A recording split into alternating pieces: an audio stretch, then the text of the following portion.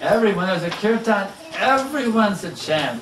Little children, senior citizens, computer programmers, MDs, students, everybody chant Hare Krishna, Hare Krishna, Krishna Krishna, Hare Hare, Hare Rama, Rama Rama, Hare Hare. And you will be liberated from this material existence. Why do you want to suffer? If you will take up this chanting with enthusiasm, you'll become liberated from the material nature. You'll regain your eternal spiritual identity. All we're asking you to do is become liberated from all anxiety. That's all. We simply want you to become liberated from all anxiety. So now I can take, we're going to take Bhagavad Gita. Well, I took all the chill of the evening away, that kirtan. It was a cool evening, but now it's warm.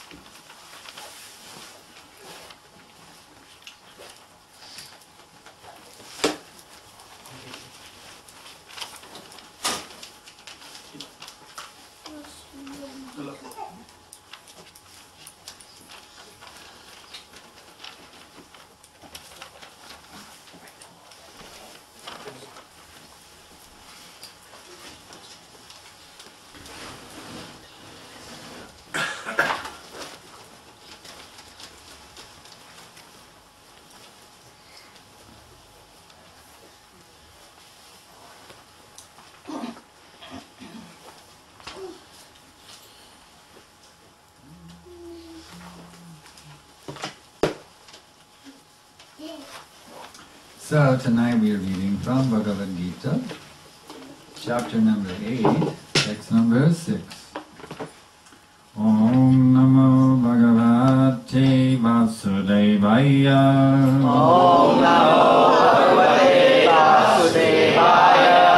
Om Namo Bhagavate Vasudevaya. Om Namo Bhagavate Vasudevaya. Vasudevaya. Om Namo Bhagavate Vasudevaya. Yang yang vapi smaram bhavam. Yang yang vapi smaram bhavam. Yan yante kalevaram. Yan yante kalevaram. Tam tam evaiti koncheya. Tam tam evaiti koncheya. Tad bhava bhavita. Tad bhava vapi smaram bhavam. Yang vapi smaram bhavam. Yan yante kalevaram. Tam tam evaiti koncheya. Tam tam evaiti koncheya. Tad bhava bhavita. Translation and purport by His Divine Grace Srila Prabhupada. Whatever state of being one remembers when he quits his body, O son of Kunti, that state he will attain without fail. Purport by Srila Prabhupada. The process of changing one's nature at the critical moment of death is here explained. A person who at the end of his life quits his body thinking of Krishna attained the transcendental nature of the Supreme Lord. But it is not true that a person who thinks of something other than Krishna attains the same transcendental state. This is a point we should note very carefully. How can one die in the proper state of mind? Maharaj Bharat, although a great personality, thought of a deer at the end of his life, and so in his next life he was transferred into the body of a deer. Although as a deer he remembered his past activities, he had to accept that animal body. Of course, one's thoughts during the course of one's life accumulate to influence one's thoughts at the moment of death, so this life creates one's next life. If in one's present life one lives in the mode of goodness and always thinks of Krishna, it is possible for one to remember Krishna at the end of one's life. That will help one be transferred to the transcendental nature of Krishna. If one is transcendently absorbed in Krishna's service, then his next body will be transcendental, spiritual, not material. Therefore, the chanting of Hare Krishna, Hare Krishna, Krishna Krishna, Hare Hare, Hare Rama, Rama Rama, Hare Hare is the best process of successfully changing one's state of being at the end of one's life. Vandeham Shri Guru Shri Jata Parakamalam Shri Guru Vaishnavamscha Shri Rupam Sagrajatam Sahagana Raganatam Vitam Sajivam Sadaitam Savadutam Parijana Sahitam Krishna Chaitanya Devam Shri Radha Krishna Padan Sahagana Lalita Shri Vishakam Vitamscha Nama Om Vishnupadaya Krishna Prestaya Bhutale Srimate Bhaktivedanta Swaminitti Namine Namaste Saraswate Deve Gauravani Pracharine Nirvishesha Shunyavadi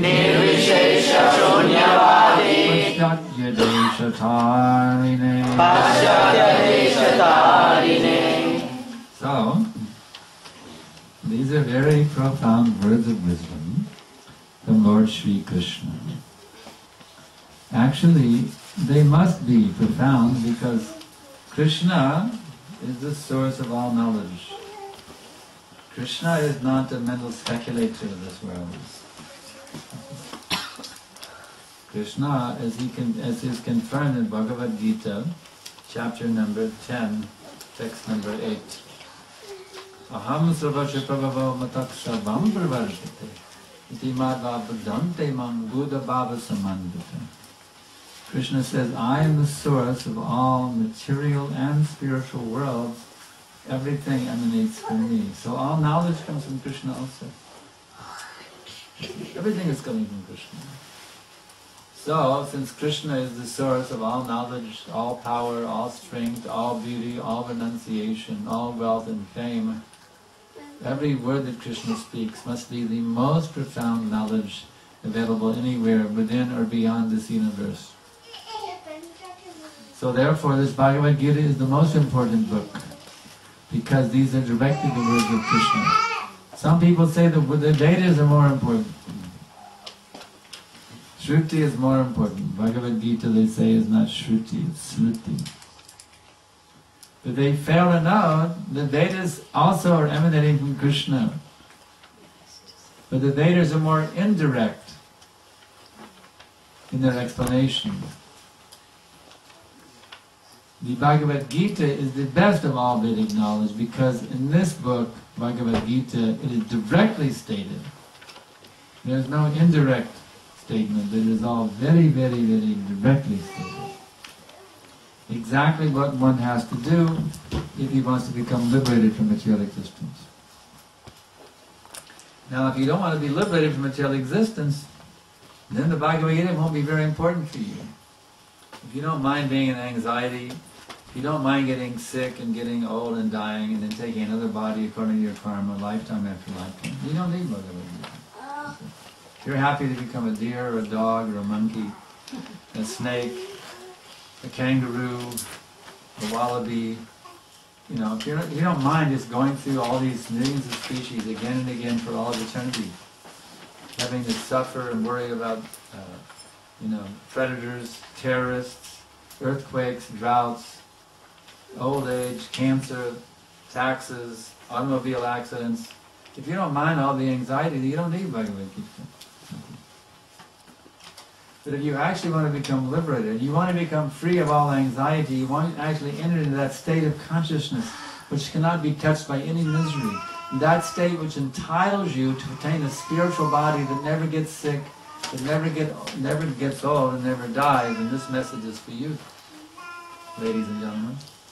This message is for you. So here is the most important lesson that Krishna is explaining, because everything that you've done in your life, you see, just like you take a university course, the final exam tests everything, doesn't it? That's the final test of how well you studied the material, you see, how well you mastered the subject matter, that final exam, you see. So here we have the ultimate final exam. It is called death. Someone says, "Oh, don't talk about this. That's too morbid. You know, we don't want to hear about that." Now, anybody who has questions, be writing it down as we go along, not just sitting in the basket empty. It's sitting there. Just sitting there, nothing's happening with it. Any questions you have, write them down. Everybody has a paper and pen. Everybody has a paper and pen. I see. Okay. And we're going to have questions and answers coming up soon, so be ready with your questions. Write them down as they go. If you need papers, more papers, it's here. So,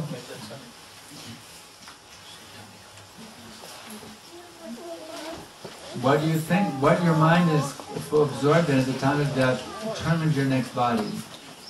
Just as the air carries aroma, so the jiva, the actual spirit soul, you yourself are carried by whatever thought you had to your next body.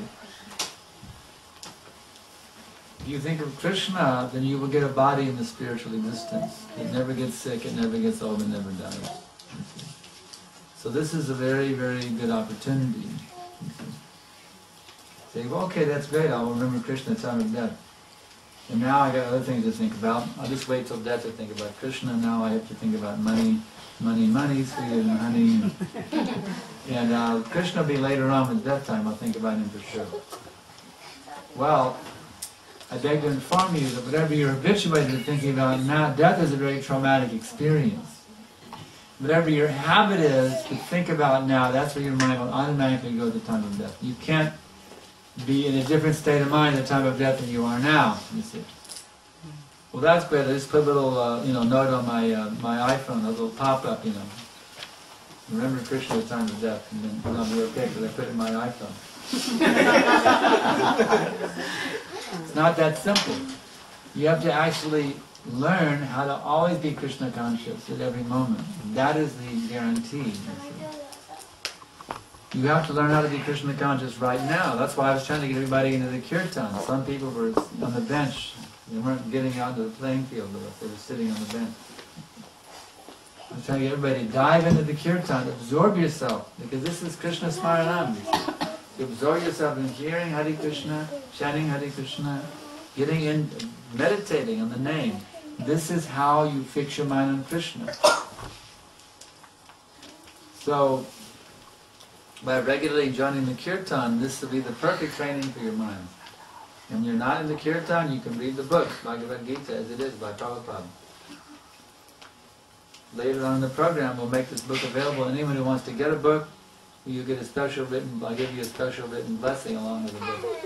That'll be a little later in the program. So do the kirtan, read the Bhagavad Gita, especially by Prabhupada, and then learn how to apply these teachings in your daily life. Krishna says that whatever you eat, you should offer to me, otherwise you're eating only sin. And he prescribed vegetarian food, no meat, fish, or eggs, does he mention. He just mentions vegetarian items, you see.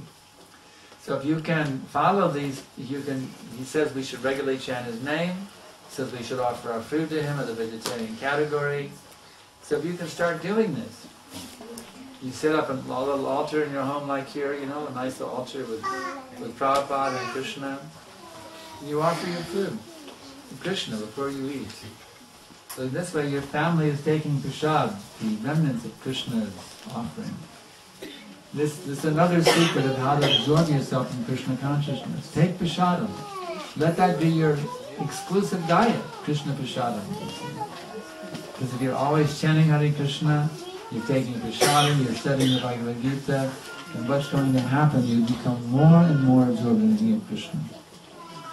In the time of death, we eat a piece of cake with icing on it. No problem. Just like somebody who studies well in the university, the final exam was a great opportunity to show the professor their stuff. I really meant, my dear professor, I mastered this subject matter and I'm going to prove it in the final exam, you see. It's not an anxiety. Some students, they goof off the whole semester, and the night before they stay up all night and cram for the exam. They say, oh my God, I didn't keep up with the subject matter and I got to cram for the exam. You can't cram for this exam, death, because you don't know when it's going to come. It can come at any minute. You can't cram for it.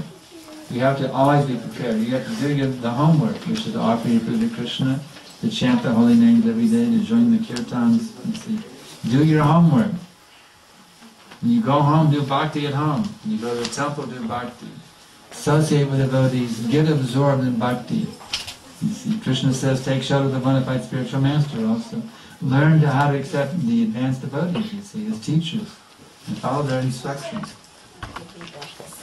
So it's very, very important to absorb yourself in these activities.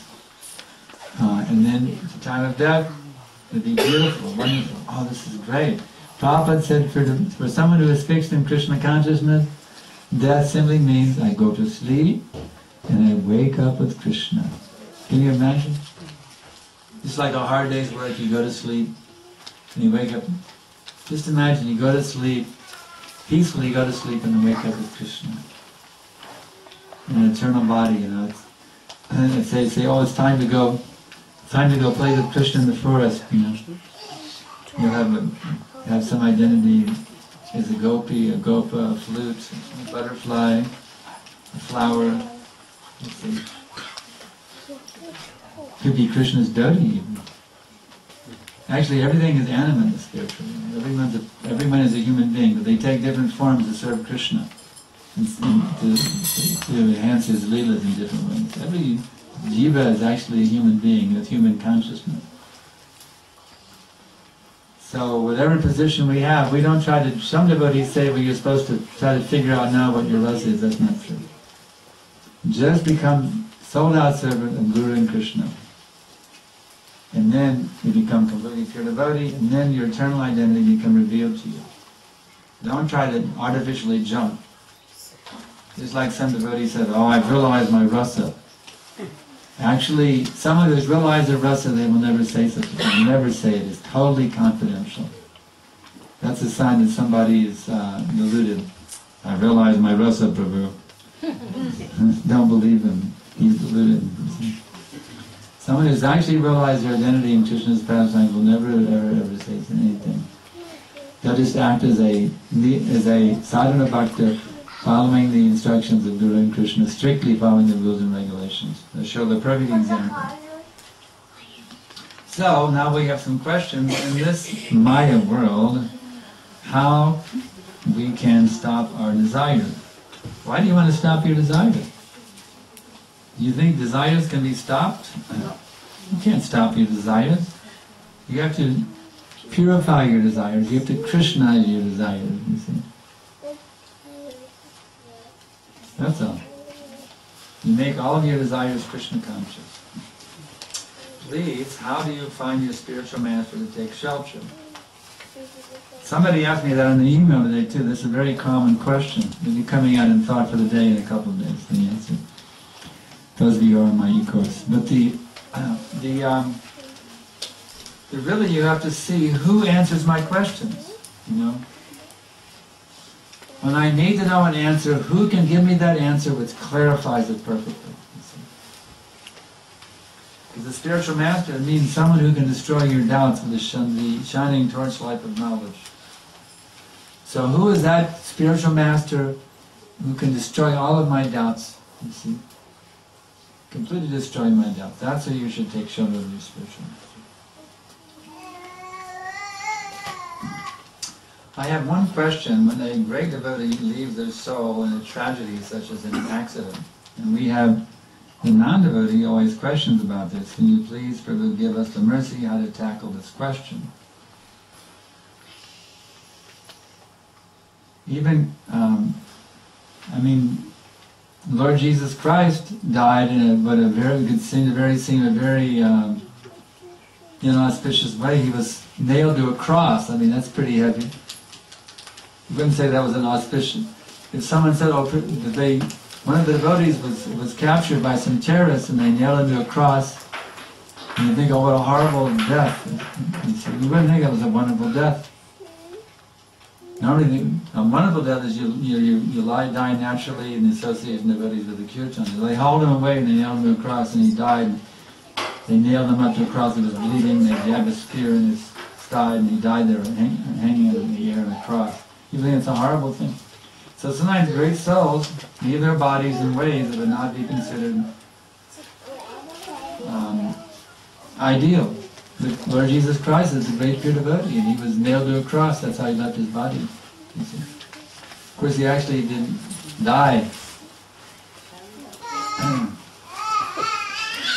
He just so somebody leaves their body in an accident. It was an arrangement of Krishna.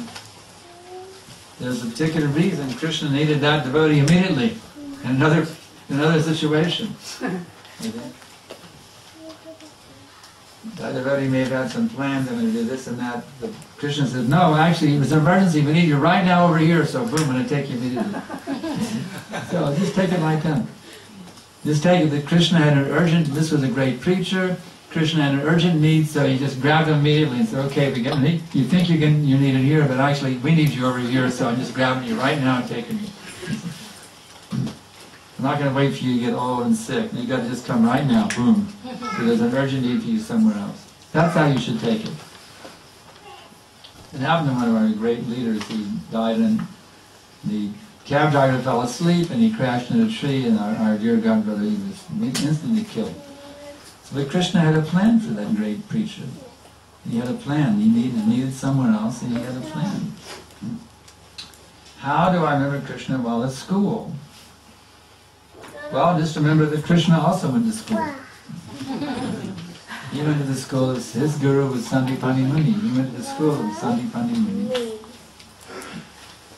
So if Krishna can go to school, and Lord Chaitanya, he also went to school. And he taught school also. Lord Chaitanya was a school teacher. So, when you go to school, you should think, let me go to the school and learn how to read, how to write, all these things, so I can use them in the service of Krishna.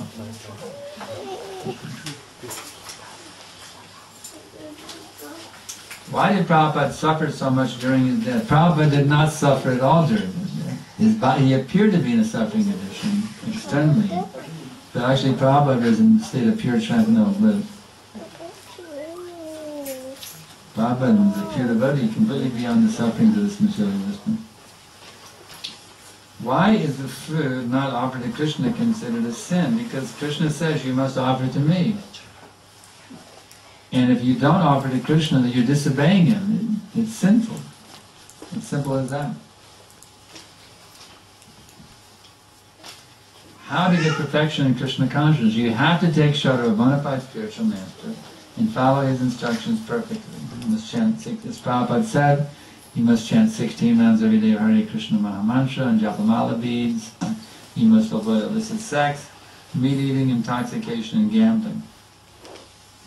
If you take initiation, you follow these instructions of Srila Prabhupada, you follow the order of your spiritual master, then you will become perfect in Krishna consciousness. It just takes time, but it will happen. If somebody is a devotee, at the time of death he's in a state of coma, then what happens to him? Well, it depends what he's thinking about in his coma. He's thinking of Krishna in his coma? Great. He's thinking of something else? Well, then take birth again. How to face reverses in life as Krishna's mercy. How to get that realization.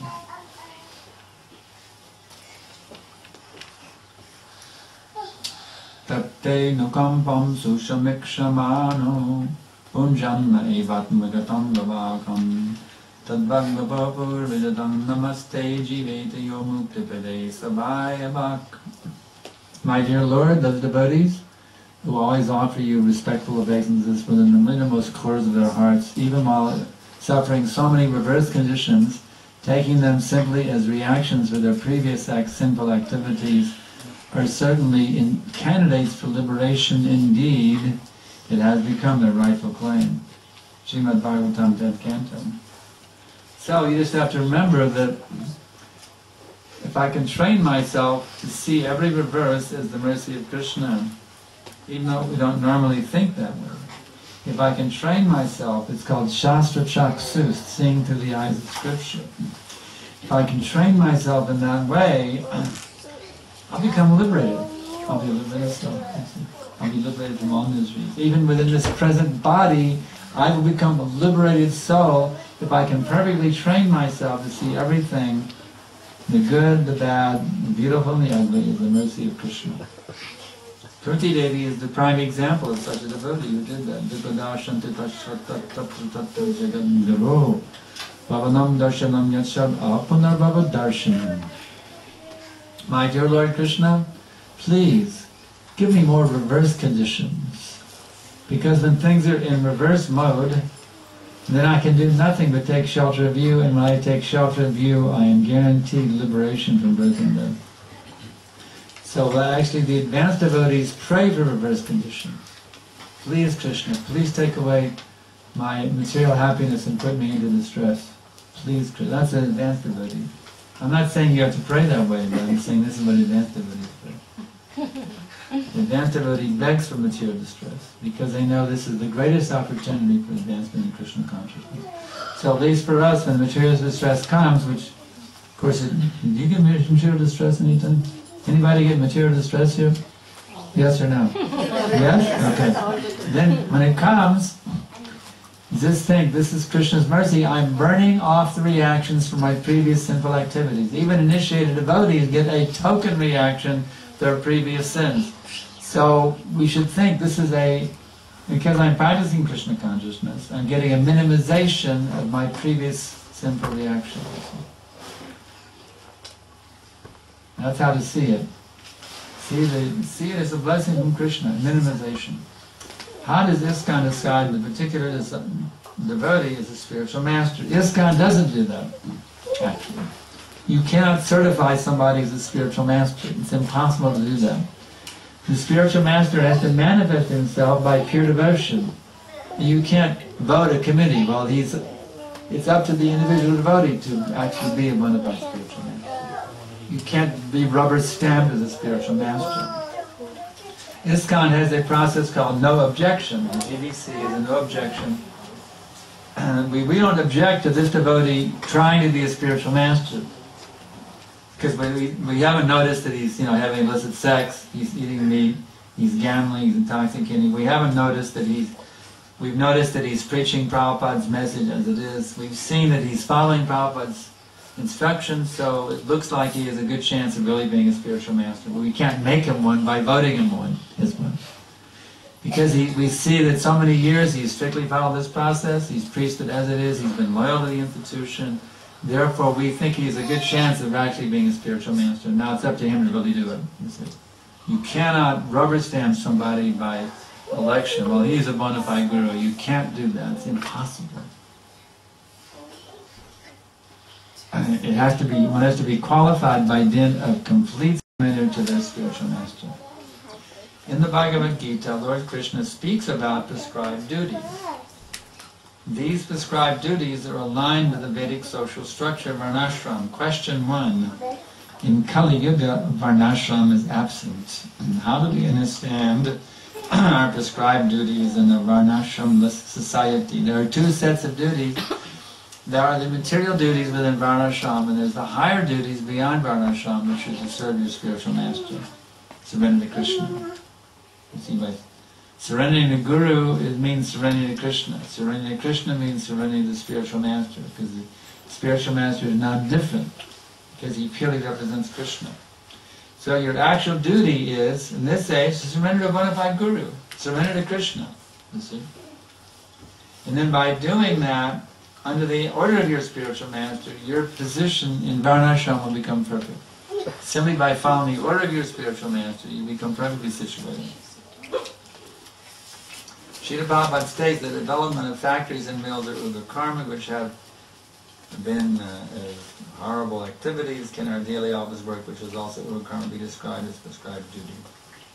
Well, you have a prescribed duty to earn a livelihood. That's the thing. Everyone has to earn a livelihood. Either as a Brahmin, a Kshatriya, a Vaishya, or a Shudra. So in this age, whatever you can do, it's practical for you. And we advise our devotees, do whatever is best facilitating your Krishna consciousness. And that is prescribed duty. You have a prescribed duty to maintain yourself. So do whatever works for you in terms of covering your financial needs and facilitating your Krishna consciousness. And then it can be accepted as prescribed duty. What about a butcher? Tell me louder. What about a butcher? A butcher, don't live, don't die.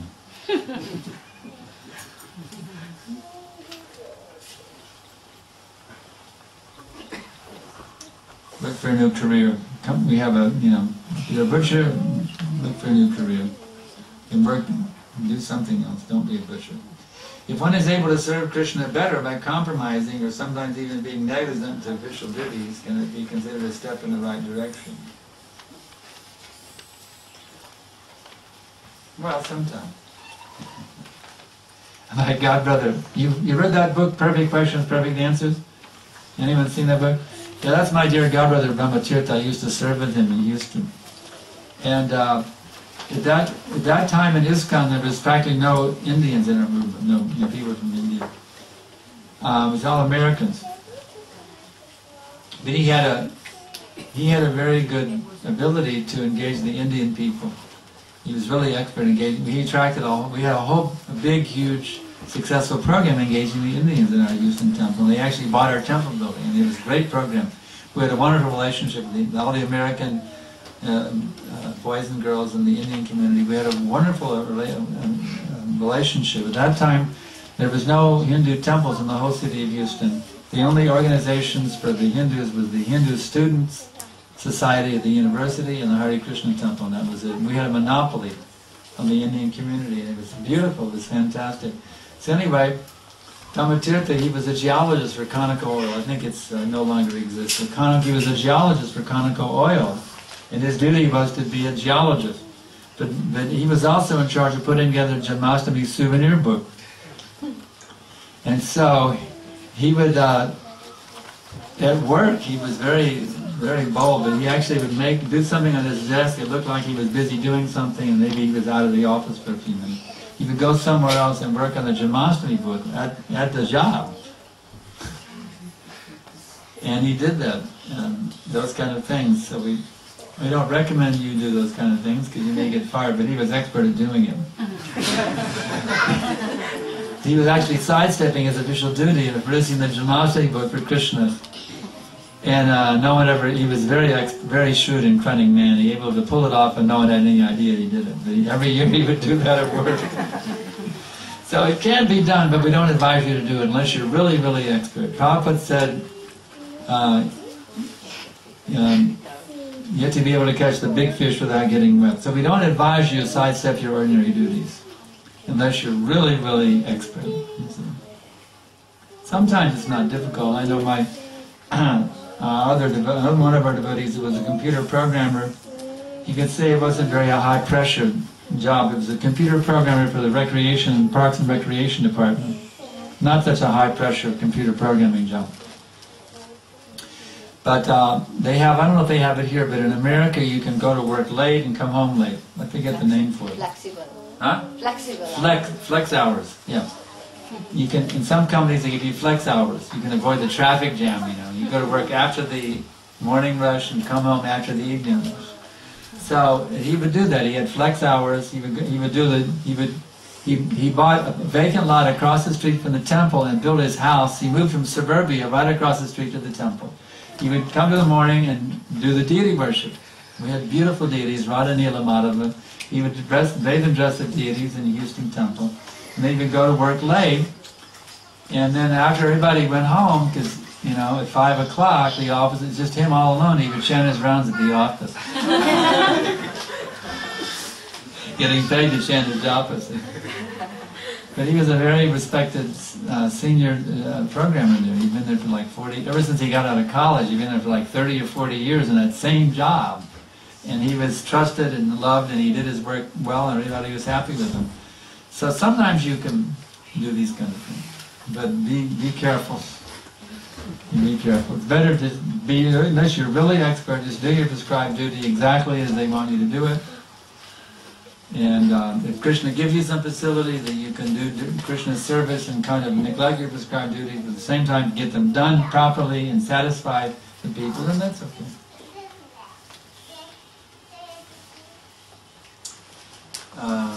Prasadam,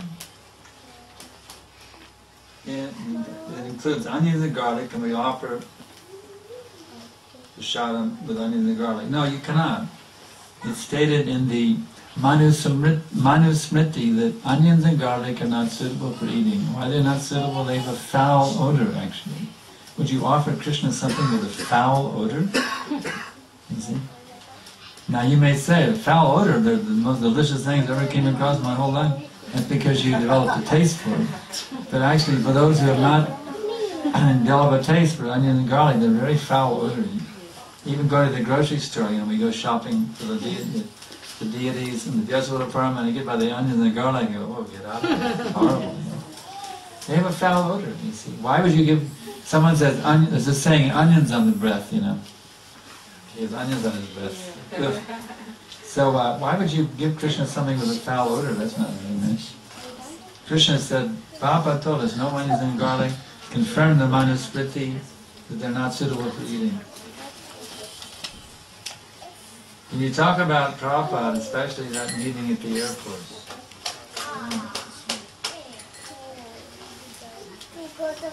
yeah, I published it in Thought for the Day, someone asked me. Yeah, it was the first time I'd seen Prabhupada. It was, he'd come back from India to America, and he landed in San Francisco, and there was about 200 of us there at the airport, and they had, you know, the jet bridge, where the people come off from the airplane, a little tube that connects to the terminal. Now, I think in Melbourne you can still go in there, yeah, but in America you can't go in there anymore. You have to stay on the outside of security unless you have a boarding pass. In Melbourne you can still do it. It's a nice thing about your airport here. You can still go to the jet bridge and greet them as they come off the jet bridge. In America there's no way you can do it now, but in those days we could do it. So there was 200 of us in there with a huge kirtan, jumping and dancing, singing. It was a human corridor of the Vaishnavas. And these karmis came off the airplane and just like dazed, like, what's going on, you know? Of course it was San Francisco, the home of the counterculture, so they would, you know, wasn't complete culture shock to them. After all, it's San Francisco. But still, it was this huge, you know, human corridor of singing, dancing people. They come off the airplane. On both sides, it was, you know, a solid wall of devotees, you know. And so we're waiting. When will Prabhupada come? You see, when every karmi comes, oh, is it going to be Prabhupada now? Now we're waiting. Will he come now? Because I've never seen him. My first chance to lay my eyes, you know, to behold my spiritual master, transcendental form. Is this going to be him now? Anticipation. It seems like an eternity. You know, when will he come? When will he come? When will he come? When will he come? Is this will be him? No, it's some guy. It's some girl. When will Prabhupada? It's like you know, it's building up. With every person, the intensity became heavier and heavier, and finally Prabhupada comes. Ah.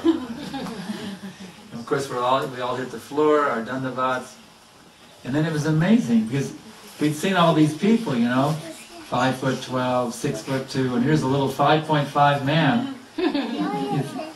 It was amazing. He was the shortest man, but he was the tallest man. You know what I mean? He was towered over, even though he was physically shorter, he towered millions of miles over everybody else because he's the God Guru, the most powerful man in the whole universe, you see. The demigods, it's described that the spiritual master is the sum total of all the demigods. So here is what a powerful person is. You take all the demigods together, Brahma, Indra, Surya, you add them all together, and you know, Prabhupada is more than that even. And here's that person, and it was just really powerful experience. I wanted to see Prabhupada. We were with Krishna, but then due to our material desire, we came to this material world. But why, in this first place, we had this desire? Prabhupada said, misuse of independence. Just like a little boy in the kitchen, you see, the mother says, Amit, whatever you do, don't stick your hand in the fire. It will burn you, Amit. So, Amit doesn't know what burn is. He has no idea what burn means, but it's the forbidden fruit. It's like in the apple, you know, God said, you can eat everything in the garden, but this apple you cannot have. So it's the forbidden fruit. He can have this, there's one thing little Amit's not allowed to do, and is not to stick his hand in the fire. It's like a fascination for him. I wonder what that is. Why Mommy and Daddy say I can't have it? So he started thinking like that, you see. And then one day when his mother's out of the kitchen, sticks his hand in, it burns, he's screaming and crying. He'll never do it again, you see. So why did he do it? He was told not to. But it was the forbidden fruit, it fascinated him, you see. So the forbidden fruit is, you cannot be God. You cannot be the center of enjoyment. It will burn you if you try to take that position. But it's the forbidden fruit. So sometimes the naughty child, he will go, the well-behaved, obedient child, he will never do it. Sometimes the child is a little naughty, he will do something he's not supposed to do. So that's us, we're the naughty kids. And we fell down from the spiritual realm. Because we wanted to put our hand in the fire, and now we got burned. You see. Now will we stick our hand in the fire again, once we go back? No way. Therefore Krishna says, Punar Janmana Vidyate, he will never fall down again.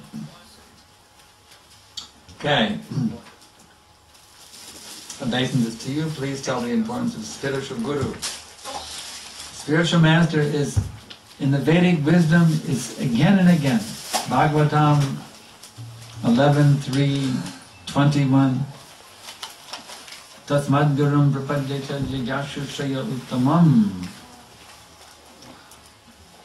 Shabde pareta nishnatam ramani upashamashrayam.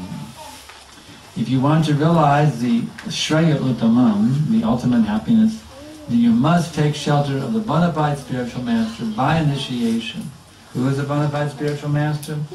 He is that person who has realized the conclusion of the Vedic wisdom by deliberation and is thus able to convince others of those conclusions, such great personalities who have taken complete shelter of the Supreme Personality of Godhead, leaving aside Nishnatam, leaving aside all material considerations, are to be understood as bona fide spiritual masters.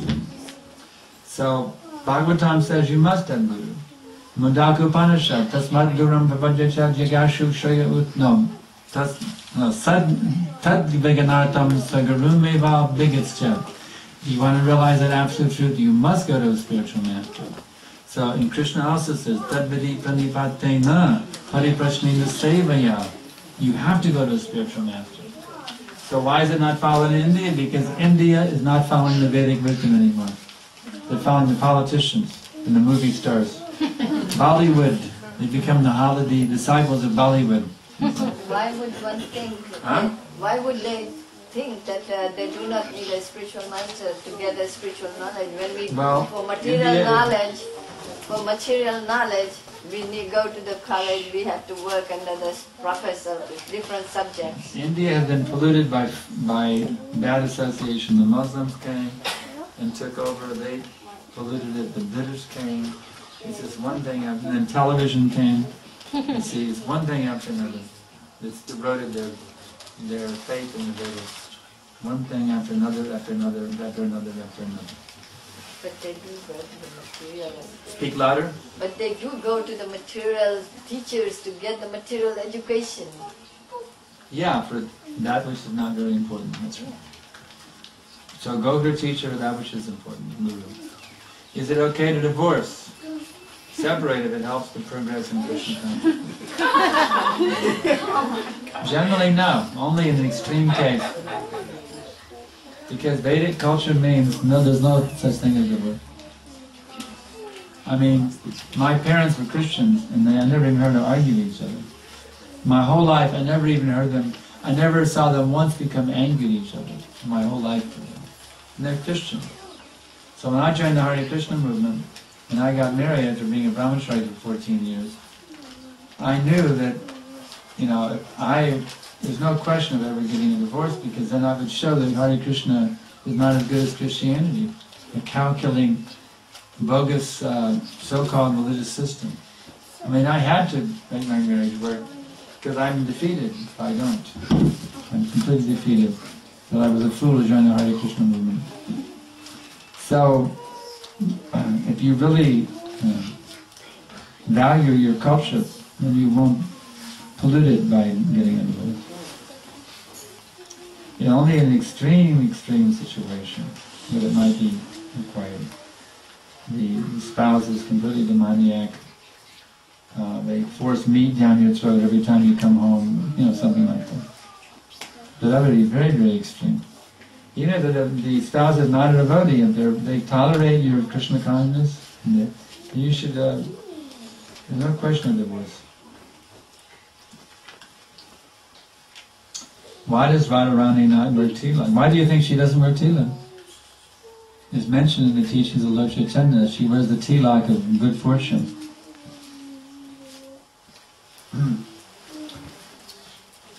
Is our progress in Krishna consciousness destined for this life?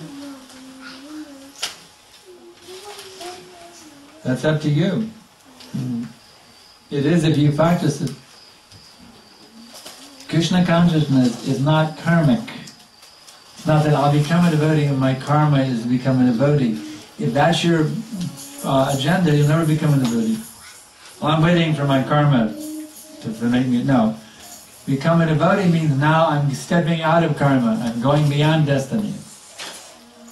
I was manipulated by destiny for millions of lifetimes. Now I'm not going to be manipulated by destiny anymore. Now I'll become the architect of my destiny. So it'll never be your destiny to become Krishna conscious until you decide to take in charge of your destiny. And that impetus to do that comes by coming in contact with a bona fide spiritual master who plants the seed of bhakti within your heart. If you realize that now the spiritual master has planted this bhakti seed in my heart, you take advantage of that greatest good fortune you have received by regularly chanting Hare Krishna and avoiding sinful activities. Now you'll become empowered to become the remaker of your own destiny. Otherwise you're just going to be carried along through the cycle of birth and death. Sometimes a demigod, sometimes a dog, sometimes a snake, sometimes an orangutan, sometimes a, what's that word, kookaburra? Yeah, kookaburra, yeah. When two people are having different opinions are right in their own perspective what to do. That means their own perspective is imperfect. If they don't agree, that means their perspectives are imperfect. Leaving it on Krishna can take a long time to get to a resolution. What Krishna is thinking, why he's not resolving an issue. Krishna is resolving all the issues, but you're not taking his resolution, sir. Krishna is resolving every issue in Bhagavad Gita. The reason you're having issues is you're not following the Bhagavad Gita. If these two people will both follow the Bhagavad Gita, all of their conflicts will immediately be resolved. So it's your fault. Don't try to blame it on Krishna. You're not following the Bhagavad Gita, therefore you're having conflict. You mentioned that initiated devotees also receive reaction as a token for sinful activity. Do they have to suffer previous sinful reactions? A minimized version of them, yes. 1%. It's like when you pull the plug on a fan, the blade still turns. So when you surrender to Krishna, you take initiation from the bona fide spiritual master. Now you pull the plug on the karmic fan, it's coming to a stop, but there's still some momentum of your previous karmic activities, and you have to suffer that. That helps you become more sober. It's a blessing, actually. The devotee doesn't think, why is Krishna doing this to me? They think, thank you, Krishna. You're helping me to become very, very serious about this process. You're both so kind to me to put me in this distress. What sort of sin do we get if we eat our food which is not offered? You have to become what you eat. Okay. Whatever you ate, you become that. How'd you like to be a carrot in your next life? You have to go down to the, you have to go to the lower, take a lower berth if you don't offer your food. Actually, it's stated in the 5th canto, there's a specific hell for those who eat unoffered food. It's called Krimi Bhojana. Those who eat unoffered food have to become a worm in their next life. A worm on a planet called Krimi Bhojana. You know what Krimi Bhojana means in Sanskrit? Krimi means worm, and Bhojana means eating. So how would you like to live in a big lake of cannibalistic worms, and their only diet is each other? That's where people go, don't eat unoffered food, even vegetarian food. Go to Krimi Bhojana, and you become a worm in a lake of cannibals. And you eat other worms, and finally another worm eats you. That's the karma for that. So remember to offer your food. I didn't want to scare you or anything like that. That's what it says in the Bhagavatam, Krimi Bhojana. So we advise, why not offer your food? It's so wonderful to take Krishna Prasadam. It's so wonderful. Wow, you can offer it to Krishna. You know Krishna will take it if you offer it to him? Yeah. You can offer him some nice fruit, some vegetables, some grains, some dairy products, with love and devotion. And he'll accept it. Oh, thank you so much for giving. Now I give it back to you as prasad. Why you wouldn't want to do that? Don't you know that Krishna's giving you everything? If you live in a house and your roommate was filling your refrigerator, you see, but you didn't have a job and your roommate was bringing all the groceries every day, filling the groceries, and the kitchen was full of so many wonderful foodstuffs. And you say, this is great. You sit down and eat. You say, oh, thank you, my dear roommate, for all this nice food you're giving me. Would you do that, or would you offer it to him first? Huh? Would you offer it to him first to show your gratitude? You just eat and say, I don't care if you eat or not, but I'm enjoying this. Oh, thank you, by the way. Would you do that to your roommate who gave you everything? No. You would offer it to him, of course. If you were a decent human being, you would offer it to the one who provided it. So if you're a decent human being, you'll offer your food to Krishna before eating. Otherwise, you're just a beast. You're an animal. You're a selfish beast if you don't offer your food. It's just human decency. Krishna, Eko Bahunam Yogadadati Kaman. Krishna has offered everything to you. Everything is provided for you. Your air, your water, all your food, your money, your children, your parents, your family, your wife, your car, your job, your house, your clothing, your bed, your dresser drawer, your mirror, even your toothbrush. Krishna's given you everything. Don't you feel you owe him a little gratitude? Can the scientists manufacture air to breathe in their laboratory? Can they manufacture water in their laboratory? Can they manufacture food that the scientists giving to you? Did Darwin give it to you? No, God has given, Krishna has given everything. So why you don't want to show any gratitude? And those who do not offer their food are called ingrates. Don't be an ingrate, an ungrateful person. Offer all of your food to Krishna before eating, you see.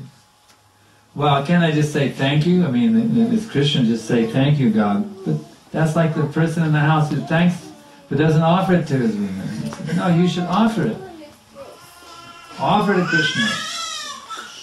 He says if you don't offer it, you're eating only sin. So you must offer it to Krishna.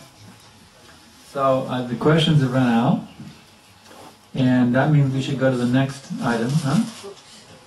Books. Yes. Now where are the Bhagavad Gitas? Okay. So we thank you very much. Raja Vijay Sriman Bhagavad Gita ki jai, Prabhupada ki jai.